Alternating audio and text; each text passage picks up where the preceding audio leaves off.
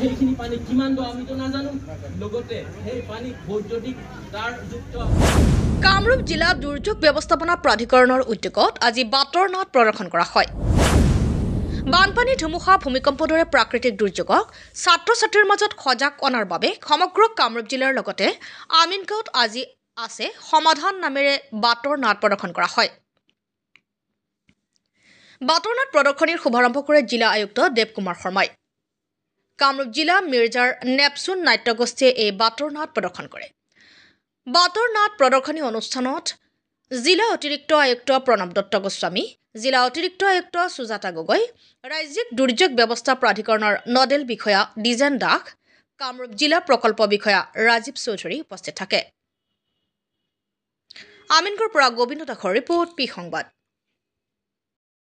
আজি আমাৰ DDMA কামৰূপৰ তৰফৰ পৰা বাটৰ নাটৰ জৰিয়তে প্ৰাকৃতিক দুৰ্যোগৰ লগত কি ধৰণে মোকাবিলা কৰিব লাগে, কি ধৰণে তেওঁলোকে মানুহ আমাৰ গোটেই জনসাধাৰণে কি ধৰণে সজাগ হৈ থাকিব লাগে, কি ধৰণে তেওঁলোকে সাৱধানতা ল'ব লাগে, সকলোৰে ওপৰত সংগতি ৰাখি বাটৰ নাট এখন প্ৰস্তুত কৰি আজি জিলাৰ তৰফৰ পৰা প্ৰথম north Kamrup north Guwahati revenue চাৰ্কুলৰ অন্তৰ্গত এই বেংগলী LP স্কুলৰ প্ৰাংগণত বজাৰ অঞ্চলৰ প্ৰথম আমি অনুষ্ঠিত কৰিলোঁ। ইয়াত অলৰেডি DC ছাৰে ফ্লেগ অফ কৰি গৈছে আৰু ইয়াৰ লগতে সংগতি ৰাখি আমাৰ আজি জিলাৰ 6টা ৰাজচক্ৰৰ অন্তৰ্গত এনেধৰণেই আমাৰ আজি বাটৰ নাট কাৰ্যালয়ৰ যিমানখিনি আমাৰ এৰিয়া পৰিব তাত 10খনকৈ আমি বাটৰ নাট অনুষ্ঠিত কৰিম, যাতে প্ৰাকৃতিক দুৰ্যোগৰ লগত তেওঁলোকে মোকাবিলাও কৰিব পাৰে আৰু সাৱধানতাও যাতে তেওঁলোকে ল'ব পাৰে।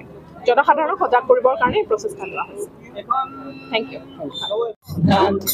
দুৰ্যোগ ব্যৱস্থাপনা বিভাগৰ দ্বাৰা, ৰাজহ আৰু দুৰ্যোগ ব্যৱস্থাপনা বিভাগৰ দ্বাৰা আমি এনেকুৱা ধৰণৰ বাটৰ নাট আজি প্ৰত্যেক ৰেভিনিউ চাৰ্কুলতে আমি অনুষ্ঠিত কৰিছোঁ।